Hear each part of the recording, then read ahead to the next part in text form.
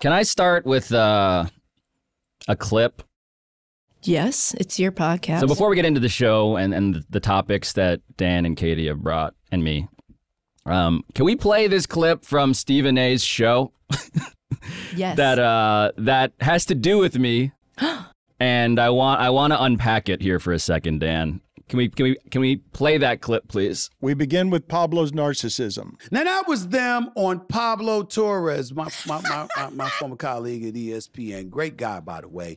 Contributes to Dan Le Batard's show sometimes. He's got his own podcast as well. He's doing great things. Always root for my colleagues and contemporary, not all of them. You know, not the fat bastards. I don't root for people like that. Y'all know the hell I'm talking about. We ain't stuttering, but I won't mention that. I don't root for the fat bastard. Preach. Okay? But most of my colleagues I root for, and Pablo Torres is one of them, so I wish him nothing but the best. Oh, no. Yeah. It's okay, though. Is it? I mean, It's so okay. so two things. He Like, I knows who you appreciate him. are. He did on his He show, on his supports you. podcast. He did the Marcus and Larsa episode. He doesn't know who he is. If He it's- does. no, He knows the idea of him. Well, but no, he's got the wrong idea of him. A Because rose by Torres, any other name. Torres is Would not smell Torre. as sweet. These are not the same thing. These are not the same thing. I worked with Stephen A. in the Seaport closely. for years. Yeah, your desks were very close. I showed him a sonogram of my baby. Oh, wow. And Baby Torres. Baby Torres, Lil Violet Torres, to which Stephen A. went into an extended monologue about how, I remember this vividly, about how I will never care about anything else as much, and that I would one day, like him, want to murder someone to defend my child. Whoa. And now I am just a Torres now. Torres. Well, look, the man deals with a lot of information all day, every day. Okay? And if he gets an athlete's name wrong, he's going to hear about it. But in the places where he can slack off, he's gotta. Because he's got 75,000 shows. That's what the man but is that- constantly no, but on that's- air. This is what makes him the most gangster of all the sports journalism gangsters. He can get away with calling him Torres because Pablo is insignificant in his wake. It does not matter if he is Torre or he is Torres. He's someone working for Le Batard over there. That's right. He did get your name right, I noticed. Over there. Yeah, fat bastard. Well, I No. was gonna say, We all know I mean, who that is. do we? People thought it was We me, and he had to must come back from commercial know. break as if to say, no, that's not the fat bastard I was talking about. He exonerated me by saying I was his buddy. He would not call me a fat bastard. That's right. I know who it is. You know who it is. Oh, it's we'll bleep the name here, but it's obviously, I mean, I'm not even going to say his name because I don't trust that you'll bleep it, and I do not speak that man's name. It's like Beetlejuice. I for one love. Oh, stop it. Is it bad that I was still deeply excited about Not this? at all. That's the other thing about being in his wake. I'm like, oh, yes. I'll tell you right this now. This feels good, having his sun shine upon my pluralized face. If you put a picture of me in front of Stephen A. Smith and gave him no other information and said, name her, he'd go, nice girl. I'm not sure I remember. But this is why I'm telling you, it's the most gangster of things. Yeah.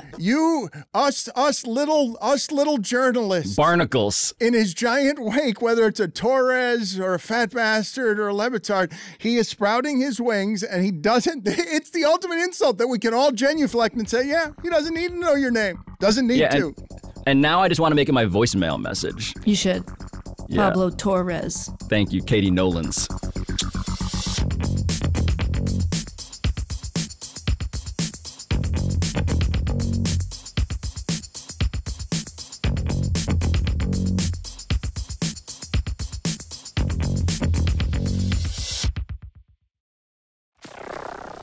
Who's going first? Katie Nolan goes first, Dan. Katie Nolan goes first today. Katie Nolan brought... Katie Nolans. Katie's Nolan. like Attorneys General. Yeah. Katie's Nolan brought an article from The Atlantic about cloning your pet. It says, "Are pet cloners happy with their choice?" is the title of the article. And it goes into basically, this is a technology that's been around for a while. We all remember in 96 when they cloned Dolly, the sheep. The sheep. That was big. I remember that being in my yearbook as like a big thing that happened this year. Katie, that's literally the last thing I remember about cloning. And this story is updating me. Really? From 96? Yes, I checked out on cloning after that.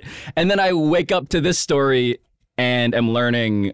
So you didn't know about Barbara Streisand? No. Because that was an update to the story for most of us. She cloned her dogs in 2019, I believe. Yep, missed when we that. found out that she cloned her dog. So it's apparently like a thing. It's a cottage industry now, I guess you would call it. There's this one company that's the biggest facility in the U.S. called Viagen. They started cloning livestock and horses in 2002, and then they expanded to dogs and cats in 2015. It is expensive. It is not cheap to clone your dog, but basically they take a pet's tissue sample, they produce millions of cells from it, and then the nucleus of a donor egg is removed and replaced with one of those cells, and then the embryo is implanted into a surrogate animal, Yep. which will then give birth to an identical twin of the original pet. Now, because surrogates are implanted with several embryos, there's about a 30% chance that multiple clones will be born, which means you're going to get 2 dogs that are like your original dog. Clones. But why are they doing this? Well, Pablo, I think you can easily understand that loss is difficult to cope with. And so when told that perhaps you won't have to cope with that loss, that you can just delay the dealing with this a little bit longer, a lot of people jump at the opportunity. There's people who say they have this unique bond with this animal, that they've had multiple animals before and they've never truly felt connected until this dog. And so, or a cat. So if their cat or dog happens to die, they want to bring that cat or dog back, which to me sounds like straight out of Black Mirror and is obviously not a good idea. Can we, Dan, I don't know if you're familiar with Viagen. You guys are both dog owners. Mm-hmm. There's a real Jurassic Park-ass vibe to Viagen. Yeah, they have promotional material. Should we take a look? I think we should. Let's take a look. Today, Viagen Pets has thousands of clients who have chosen to genetically preserve their pets, as well as a growing number of clients who are moving forward with Viagen's cloning service. I'm with them through the whole entire process, from start to finish, give them updates along the way, and hopefully I'll actually be the ones to deliver the cloned puppy or kitten to the client.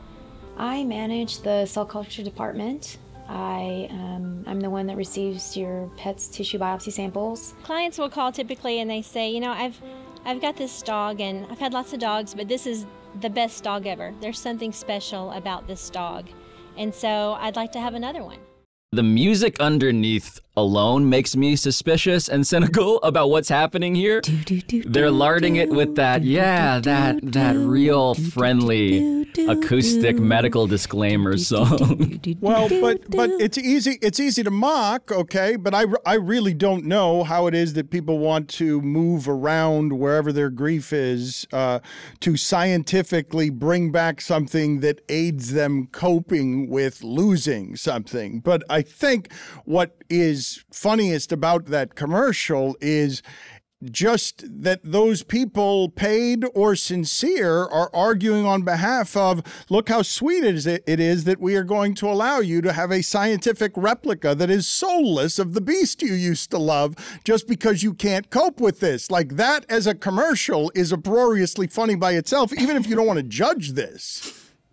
I wonder, though, Dan, whether any part of you seeing this is moved by the premise. Like, I know I don't want to make every conversation we have with you about losing loved ones, but I know you've lost a dog before. Well, let's talk about this part of it, though, because I don't know what before Katie took on a pet at the beginning of the pandemic, I'm guessing, having no idea how unholy those beasts can be to tame. I had a wild horse in my house chasing around cats because we didn't know what we were taking into our house most recently after I lost my dog in the funniest way possible. But, and heartbreaking. And I think this whole thing is here only because Pablo wants me to tell this story and wants to tell everyone to see how uncaring he is, because in the middle of deep, deep loss, Pablo said something to me that was so cold and scientific as to to be heartless and render sort of me thinking that he and I should never be friends, really, because science over heart doesn't work for me here. But this is the short story, Katie, because I want to get to your relationship with your pet. I don't know what your history with pets is, but 20 years. I have a dog, a tiny miniature schnauzer, left by my brother in my care. Wonderful dog, good relationship. And the last, 18 months of its life were terrible for me because he was in a diaper and I was just chasing him around the house. He wasn't in any pain, but I had to have like the people with him if I wanted to go out. And still, after that, I hear like the clacking of him getting stuck in corners still to this day. One What's night. His name? Nemo. So one night he late in life, he starts to spasm. I'm shirtless. I'm trying to get to a vet at 2:00 in the morning with a dog that's, spasming and about to die. I'm in my convertible. I'm trying to find an emergency center. The dog is spasming. I tell Nemo it's okay to go. And he dies in my arms. So he takes his last breath. I'm sobbing, shirtless at a stoplight, sobbing because my dog is dead in my arms. But you can't see my dog because I've got the car door to my left, and someone pulls up next to me at 2 a.m. on a Tuesday and is like, sees me sobbing there, but doesn't see the dog, and just says, "Dan Le Batard?" Oh no. No. Yes, and so they can't see the dog. I'm just someone who parties so much that he's shirtless and sobbing at a stoplight in his convertible at 2 a.m. But Pablo, when I told him this story, which was I don't think I knew all of the details. It was a heartbreaking story to me. And Pablo looks at me one day when I'm telling him how heartbroken I am, and he simply doesn't understand how I could possibly love an animal. And so Katie's crying. By the way, no, it's laughing. It's crying from laughing. He calls it, Katie, the con of mammals. Wait, what? Okay. Well, that's because you've had a horrifying experience. Yeah, you guys know with my pets, hamster story. Of his hamsters. We'll play a clip from youth. that here just as a quick refresher. Still haunts my nightmares. I'm a little kid. I'm growing up. I can't have a dog or a cat in my apartment. What can I have? I can get hamsters. I go buy hamsters. I get a wire cage. I get a plastic spinning wheel, like an exercise wheel. So, hamsters, what do? They procreate a lot. All of these hamsters are born in the circle spinning wheel, right? That's cool, a little nest. But you know what else hamsters do, Katie Nolan? Hamsters eat their young. So what happens? Well, the hamsters begin to eat their babies inside of the plastic translucent Patrick Bateman Ferris wheel of death. And what else happens? The hamsters decapitate their babies, and so you have a spinning wheel that they're still exercising on. So the wheel is still spinning, forming a literal death rattle of hamster baby heads that I watch every day when I wake up and see, how are my pets doing? The answer, very badly. You've never had a pet? Never had a dog, grew up in an apartment building, never had the emotional bond that you guys clearly, with multiple animals, now multiple beasts, have felt. And so for me, I think of I'm like, a bird can speak English. What? Like, we don't give a about birds, What like are you talking we about? care about dogs in a way that is pure. elevated, pure, pure, because they are mammals. They remind us of ourselves. We see them as creatures with souls. And I am just like, but this bird is speaking English. We don't give a about this parrot. So anyway, I gave a take. I'm not proud of it now that the whole prelude was the whole thing about... The timing was bad. The timing remains bad. Oh, so I have a dog. Her name's Myrtle. She's the greatest thing that's ever existed in the world. She's just a little bag of goo, and I love her so much. She's my first dog ever. I wanted a dog my whole life. My parents never let me have one. Now, guess what? They're obsessed with my dog. Isn't that funny?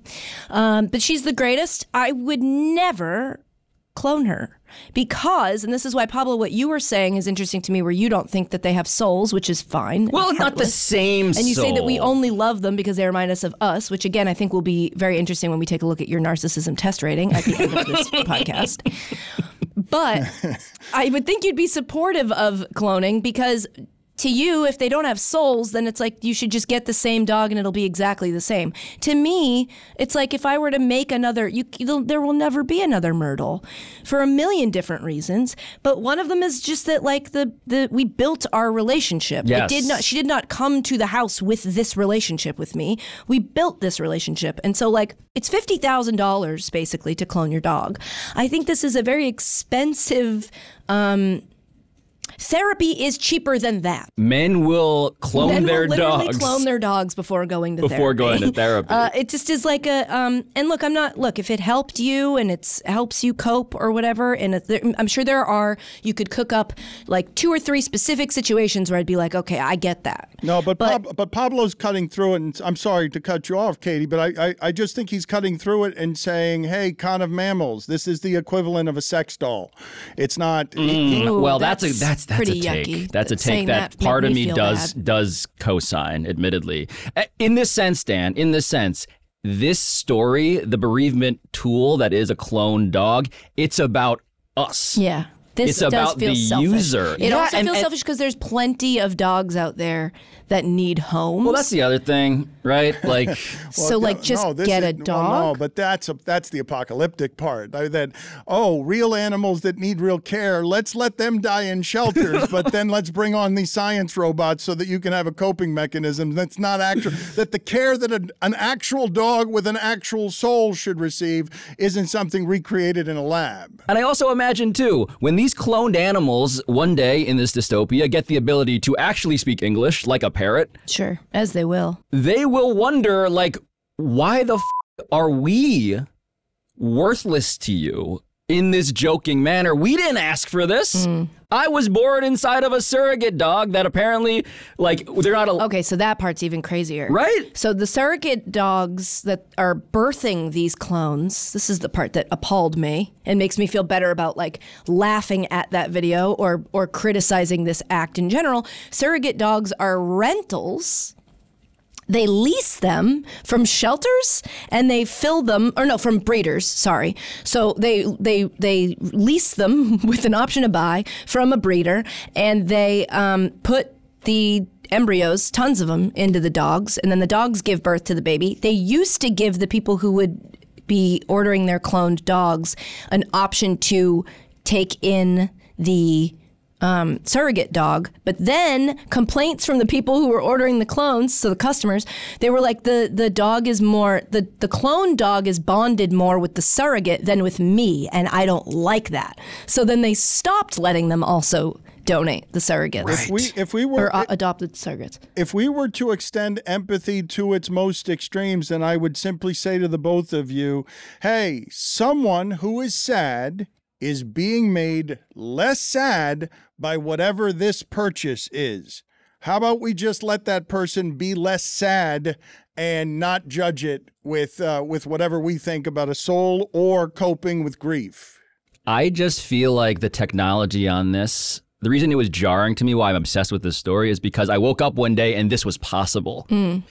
And I just don't think that we have reckoned, Dan, with the unintended consequences of a world in which we just do this now. And part of me does think that we should just be giving people sex dolls. Okay, here we are. Oh, see, he did do that. Well, I went where he wanted to go. Are the you entire guys having time. sex with your No, dogs? this is what he's doing. That's not the relationship this that is what Myrtle he's and I saying. have. He didn't want to say it. I will say it for him. He is a pet agnostic at best, and what he's saying is that basically your relationship with these animals, no matter how much you want to humanize them, they are basically the equivalent of sex dolls. They're a place for you to put your emotions because you don't want to put them in human beings. I hate this. That's not specifically what I said. That is what you my implied. Emotions into a lot of human beings, but I also love my dog. That's what he implied. And we should all have that right, as long as not brave enough to say it. As long as we don't pretend that they are something they are Pablo not. Torres would say it. They're pets. Pablo Torres would have the balls to say it. Torres. Pablo Torres loves fat a sex doll.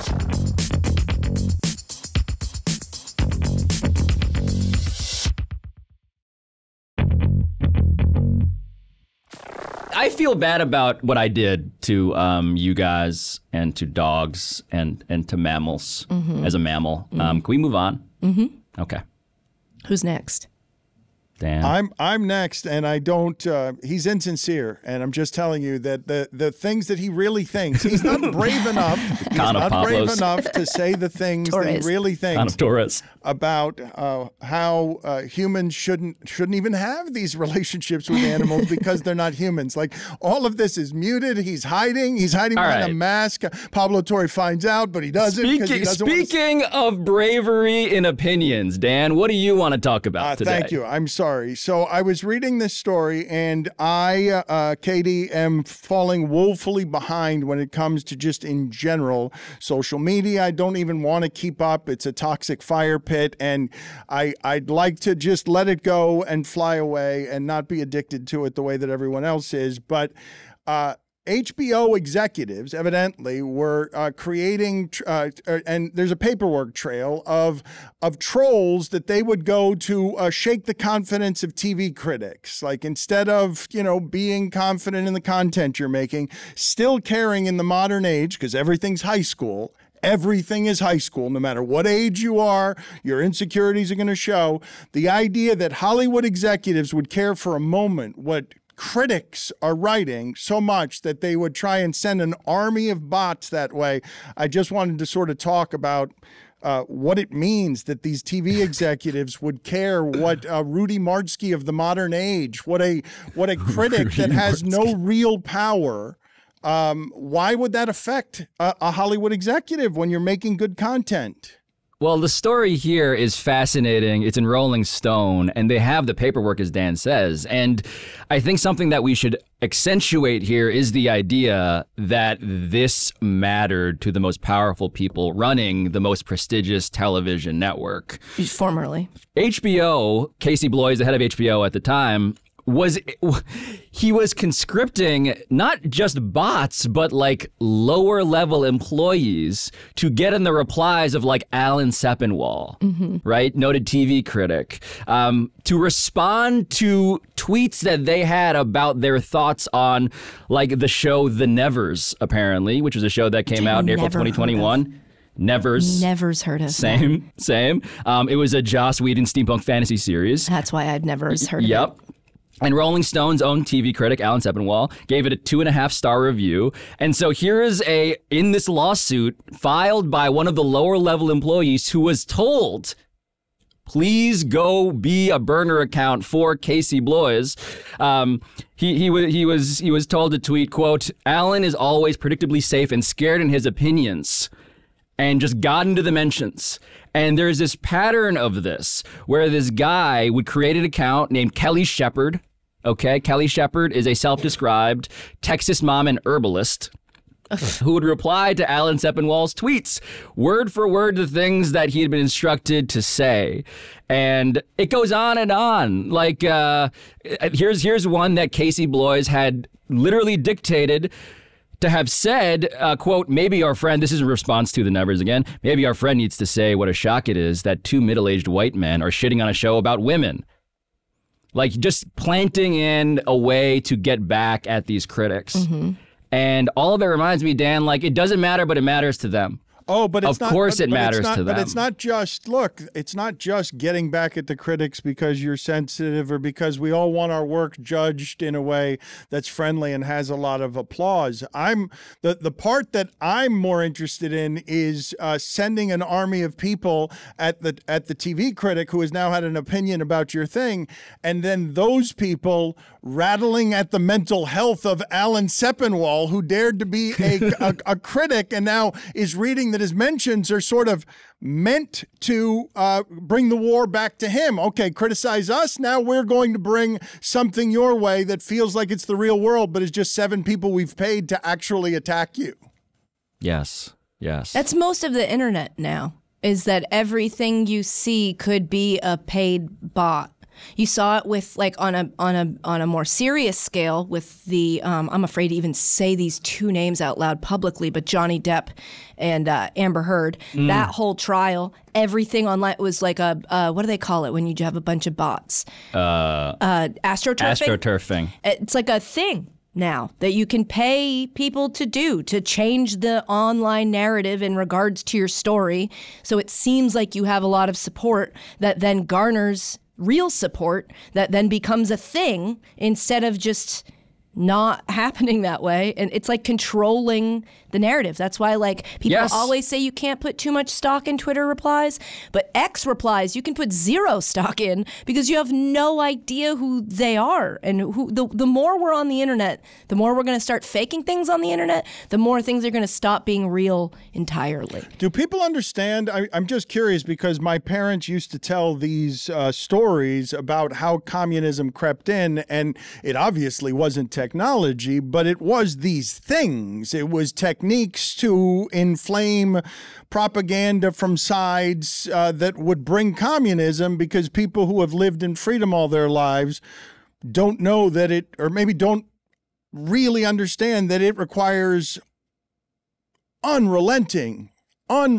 protection and resilience, and that you have to protect it. And the way that communism creeps is just like this with these are almost military campaigns, really. If you can create an alternate universe where people attack from all angles to just divide everyone on whatever the divisions of the day are. When we talk about it's a campaign not because it's just ego alone, but because they know it can make an impact. Mm-hmm. And I know it can make an impact because I am the person still checking my mentions. Same. Right? Like, Dan, the whole thing about the PSYOP aspect, the reason it's a PSYOP, a psychological operation, I believe it stands for, is because the human brain was never intended to consume this many opinions from this many strangers. And so the idea that at the end of my day, the thing that'll stick with me is what this person said in my mentions. Which still happens, by the way, to me. Oh, this one person made a dent. I know it matters to Casey Bloys because Casey Bloys in all of this way is telling us it matters to him. His brain has been dented by all of these people, these commenters, these critics. And I should point out that Casey Bloys is also saying, quote, "How dare someone write that, exclamation point, exclamation point. I want to say something along the lines of, quote, lol, okay, they are just counting their Emmys, end quote, or something like that, exclamation point. Giving messages to respond to not a critic in this case, but just a random person. A random person. Arguing with the commenters, not just the critics. Yeah. And we've seen this not just in entertainment, we've seen this in sports. Brian Colangelo's burner accounts with the 76ers. What a day that was. The all-time greatest. Shout out to Ben Dietrich and The Ringer for breaking that story.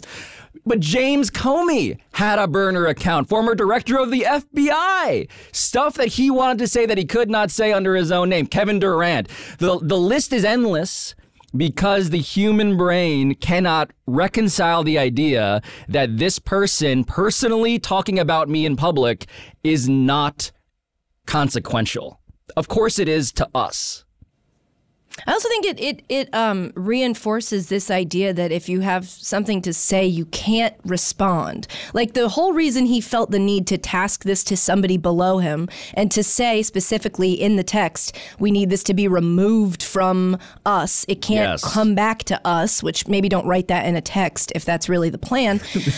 Just a little bit of advice from me. Across the board here. Maybe just make a phone call. But anyway. Very bad at PSYOPs. If it can't come back to you, it's like it reinforces this idea that when somebody like me admits that, like, yeah, I do check my mentions and sometimes I'll mix it up with people in there and people are like, that's embarrassing. You should be above that. It's like, look, nobody's above this. It's just whether or not you make somebody else do it so it looks like it isn't you or you do it yourself. Like if this guy himself jumped into replies, it would be a story. It would be a very different story. And this is like somebody trying to control the narrative without participating in it or having any of it reflect on them, which is impossible to do. So if you care, say you care. If you care, don't pay somebody else to pretend to care for you.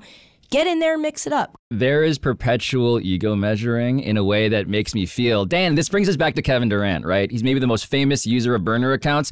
Kevin Durant did, Katie, what you said. He went from guy using burners to defend his own honor. Mm-hmm. And by the way, we've seen an NBA ref, Eric Lewis, get fired from his job for having burners in this way because he was biased in favor of the Celtics, allegedly, all that stuff. Kevin Durant is now out here just saying the thing. Mm-hmm. Shout out Kevin Durant, And shout out to him. our greatest Olympian. That's right. Dan, I don't even know if you know this, because I think you're divorced from the entire internet in ways that old people are invariably. He just called you an old guy. I mean, but this protects me, though. He did call me an old guy, but this protects me, right? After a lifetime in the columnist business where I had 25 years of people just torching every opinion I had, eventually I got to a rather strengthened point of like, okay, I'll take critics without it hurting me if my critics are people whose opinion I respect, but not if it's just random strangers who don't know as much about what we do for a living as we do. Then, from there, it can't really hurt you. And then if I check out on social media, then I can skate free of something that I think is an addictive poison well of temptations to reinforce that your opinion matters and your ego and identity need to be fed. Like, it scares me being too addicted to commentary of any kind, praise or criticism. I like the little tidbit about what was in her bio. She was a what? She was into herb. She's an herbalist. My burner account bio, and I don't use my burner account for anything other than on Instagram. You know how you can't watch people's stories without it saying like, this person watched your stories. So I have a burner account so I can watch people's stories that I don't like and that don't like me. Oh wait, breaking news. My burner account's bio is something like, just a guy who loves his dog and craft beer. I thought that was a pretty good bio. Pretty believable. A good disguise. I'm not. Is it better than herbalist though? No, is it better than Kelly Shepard at Kelly SH 33889-356? That's crazy. That already sounds like a fake bio. She/her. Great. Mom. Texan, herbalist, aromatherapist, vegan. Oh, wow. They really went for a vibe with that. Yeah.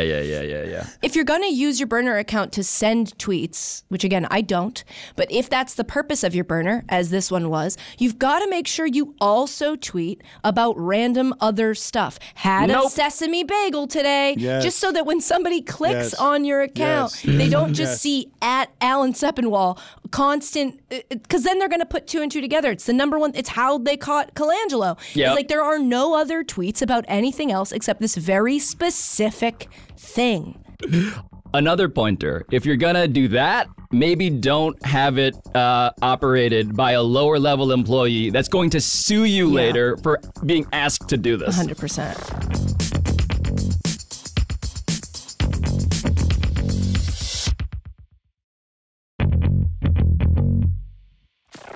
All of this show has been a natural segue towards a thing that I've wanted to do with you guys that I'm actually afraid of in a real way now. Play Spider-Man 2? Love Spider-Man 2. Dan will never know the joys of playing Spider-Man 2 on PS5. I'm scared of... I'm sorry to interrupt you. I go ahead. You were pointing at me. I'm still playing Miss Pac-Man. That's a real... I was going to say, Dan has a Miss Pac-Man arcade machine in his home. All right, that was unnecessary. Is that invasive? Is that too much finding out? Well, yes, because it's the lamest of the video games. It just makes me look the oldest. But you're in favor of gender equality among the Pac-Man. Yeah, that's supportive. You're an ally. That's right. Yes, I like the game, and I'm not going to apologize, and I'm also very good at it. And good. And still shocking. Does she move different than he does? What's the difference between Ms. and she's Mr.? just got a ribbon in her hair. Look, it's from a different time. Stop judging what I'm doing. I have in front of me the results of my test, but I haven't actually been told what the numbers mean. So go ahead. Okay, so this is perfect. This is perfect. So I'll explain what it is that we're doing here. I have my results. Katie has her results. There's a story in The Atlantic about what's called the dark triad. And this is a psychological term that was coined by the psychologists Delroy Paulus and Kevin Williams in 2002 for people with three, as per the triad term, salient personality characteristics. Number 1, narcissism. Number 2, Machiavellianism. And number 3, a measurable level of psychopathy, meaning you are in total here, quote, social predator who charms, manipulates, and ruthlessly plows their way through life, leaving a broad trail of broken hearts, shattered expectations, and empty wallets. Now, the dark triad is a personality type that can be tested. And so I asked all of us here to take that test. It takes about 2.5 minutes. Everyone should do this, I think. And so we did. It's about almost 30 questions, and it gives us the results on where on those 3 levels, narcissism, Machiavellianism, and psychopath, we are. And I gotta say, I don't know what your guys' experience taking this test was before we reveal our answers, but some of the questions, it made me stare into the middle distance for a while, reflecting on what the my actual answer here is going to be. These types of tests I always find a little bit difficult because they depend on the honesty and self-awareness of the test taker. You have to be honest with your answer. You have to not see the obvious, oh, I know that if I agree to this, I'm going to get a high score. You have to, and you have to answer it not in the way you idealize yourself, which I think a lot of us do. We're like, oh, I wouldn't care what others think about me. Or you have to sit there and go, do I? Do I care what others think about me? And you have to ask yourself, and then you have to answer honestly. So I think a lot of these questions for me, I was like, Oh, well, but even through that lens, Dan, through the lens of like, we're going to say these aloud, the fact that we don't know how to interpret our own results is part of, I think, why this is great and dangerous. I should explain to the people, though, because as Katie is saying all that, what she is bringing to the testing is honor in self-assessment, and I'm assuming a lot of people would just take the test and try to win the test by, I will not be a narcissist, I will not be a psychopath, I will not be Machiavellian, because I don't want to be seen as somebody who is cutthroat, and we should define some of these things. Machiavellianism is pejorative. It means you will do anything to cut someone's throat. Narcissism, you are so self-involved, you care about yourself and very few others, and psychopath is self-explanatory. So when you answer these questions, none of us want to be any of these things. And so there's a correct way to answer. But as Katie is saying, there's also an honest way to answer. But this is the beauty of this testing instrument, which is, again, something that I've only taken, haven't really studied. But it's lines like this, right? It's so much of it is about the phrasing of the statement. So it's a scale of disagree, slightly disagree, neutral, slightly agree, agree. 5 rungs on that spectrum of answer, right? And so when there is a question that is a statement that is, quote, I know that I am special because everyone keeps telling me so, period. I read that, and I thought about this so long that my phone went back to the lock screen. I was like, like, how much do I actually rely on external validation to reinforce, like in an honest way? Somewhat agree. This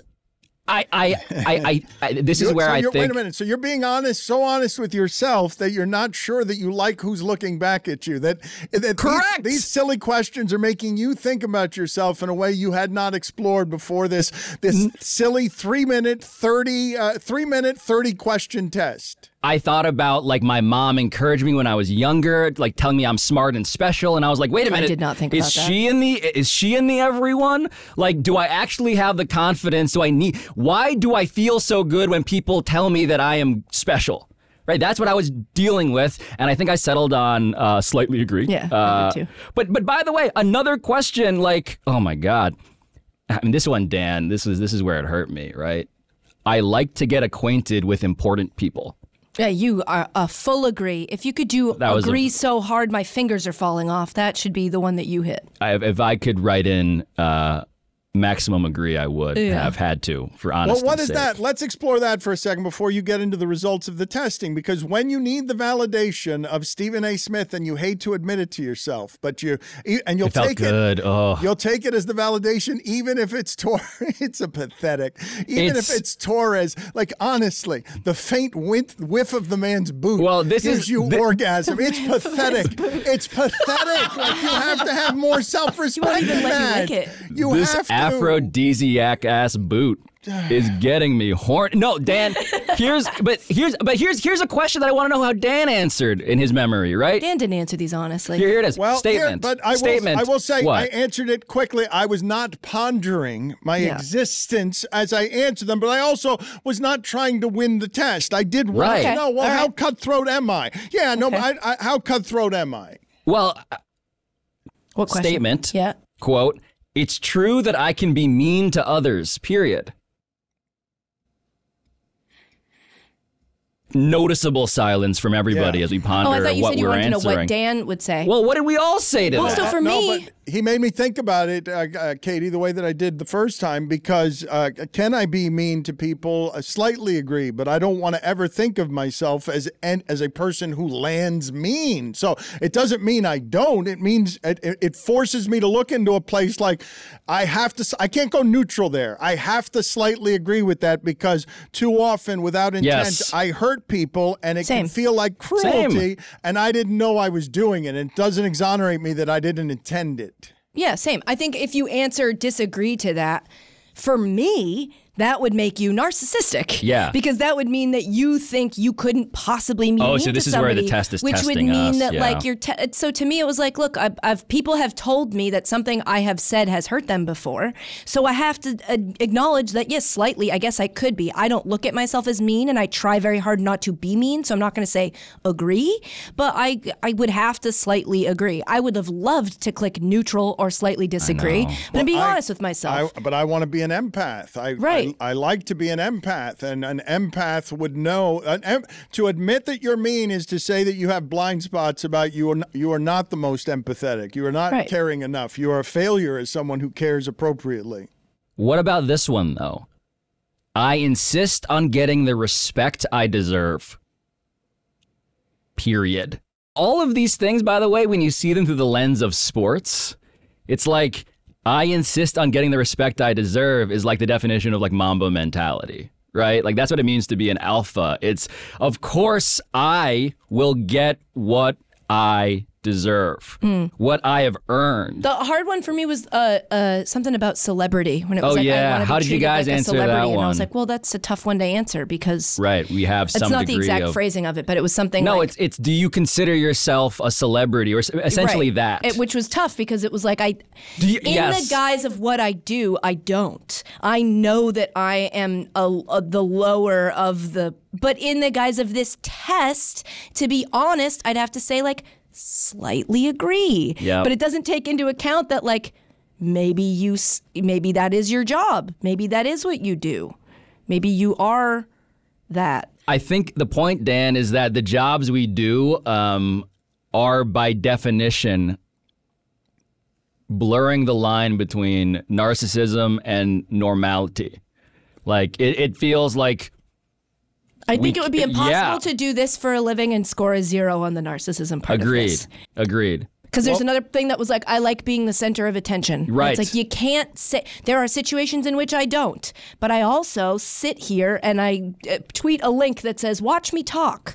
So I have to you can't be on television without having, there's nobody on television, nobody who doesn't like in some way to be the center of attention. You wouldn't choose that as a career. But when you say, it's funny, my answer to that question, I guess we'll get to our numbers in a second. Yeah, let's do it. I want to know what mine mean, but I don't. Legitimately, the answer to that question is I wanted some other option other than the 5 because I wanted to be saying, well, I did consider myself a celebrity when I was on ESPN every day. I don't anymore. I've retired from celebrity is what, because it wouldn't let you say that. No, that wasn't the right That wasn't one option. of the choices. Yeah, but I wish it was. Yes. Because I would have answered the same thing. Would have actually clicked that same exact button.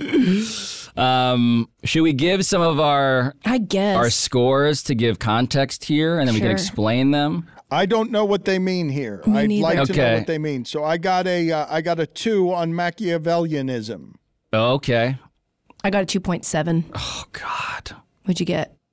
I got a 3.8. Yeah, I don't find myself to be Machiavellian at all. I don't think I am, but surprised clearly I have been countered in that because when some statement like, quote, most people can be manipulated comes across. I had a problem with that as well. Strong agree is what I gave strong that. agree because otherwise QAnon wouldn't exist. Like I don't think about it as like I would manipulate them, but I would be lying to say that people couldn't. I know they can be. I don't use that to my advantage. I don't manipulate, but I know that most people. Obviously people can be manipulated. Cults are a thing. a scale of 1 to 5, and I feel like I answered a lot of this through I'm defending myself on the stand. I think I am too. Your Honor, I'm 3.8 out of 5. 90th percentile among U.S. adults on Machiavellianism because I'm a keen observer of human nature, not because I'm actively manipulating everyone around me. That holds up. This is not going to exonerate Narcissism me. scores. The way the numbers work, just to explain it to the people, so it's 1 through 5, and if you're close to 5 or you're 90 percentile, you are running very strong societally as a psychopath, as a narcissist, or as a cutthroat Machiavellian person. So you were at 3.8. So on all of these, 2.5 is about going to be the middle of this, of the average? Yeah. You guys are pretty safe. I don't feel good about mine. I'm above average on narcissism. I'm at 2.6 on narcissism. I'm at 3.6. I'm at just a flat 4. Oh, that's up. I'm not. This is bad. Yeah. Can we bleep these? Yeah. Okay. Can I not do this segment? This was your idea, and I don't know why. I was thinking you guys are going to be way more like my scores. No, I was shocked by these two. I'm scared of this I was next upset. one, though. I'm scared. Psychopath. Psychopathy? You're not going to rate high on psychopath. 1. Neither one of you. Now, I have a 1. I got a 1. Katie has a flat 1. Katie wins. She's the least psychopath. I'm 1.3. But look, it says 1. It says it looks like a 0. So is it possible it's 0.1? Like it's the lowest. Okay, Katie is. Here's my percentiles for psychopathy are 0 and 4. Katie scored the lowest possible. Yeah, right? I don't relate at all. That's the only part of it that made sense. Here's the part that sucks as a narcissist who is Machiavellian, is that I'm also a 1.4 on the psychopathy scale, which is unfortunately still the highest among the three of us. Yeah, wait, Dan, what was yours? 1.3 was mine, so I've got it. I was pretty close. Dude, I don't feel good about any of this now. I don't like this test. I think the test is flawed. I think the phrasing of the questions can be kind of confusing. There were some that were negatively phrased in a way that made it hard to say agree or disagree because you were like, it's not the wait, test. do you mean? It's not the test that's flawed, Katie. It's not the test. Well, no, it's certainly us as well. It's the host. It's us as well. It's the host that finds out over here that is the most deeply and obviously flawed. I just want to warn you guys that in response to, quote, people who mess with me always regret it, period, I slightly agree. I wrote disagree. Nobody's ever regretted messing with me. Watch the I'm an open out. Door for messing with. You can't answer it that way. You can't. I think this was aspirational. I think that one. You were like, yeah, they test, better. Pablo. Exactly. Pablo, you tried to make the test respect you. Oh my It's gonna give me the respect I deserve. I wanted to be an alpha in this test, and I wound up a Machiavellian narcissist psychopath. Who needs the approval of the bottom of Stephen A. Smith's boot.